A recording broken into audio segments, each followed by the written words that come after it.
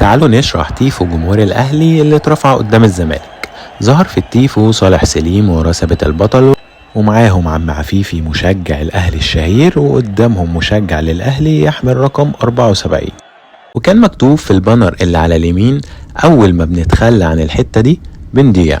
والمشهد ده شفناه قبل كده موسم 95-96 لما الأهلي خرج من بطولة النخبة العربية، وكان في الوقت ده كل الكلام عن الروح والحماس علشان من غيرهم الأهلي بيضيع وبيبعد كمان عن البطولات.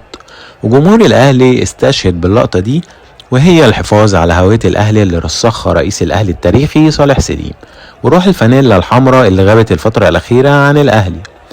والبانر التاني كان مكتوب عليه: بجمهوره يقوم وباسمه تصنع النجوم. وكان موجود صورة عم حسين عفيفي أشهر مشجع للأهلي اللي سلم راية التشجيع للجيل الجديد.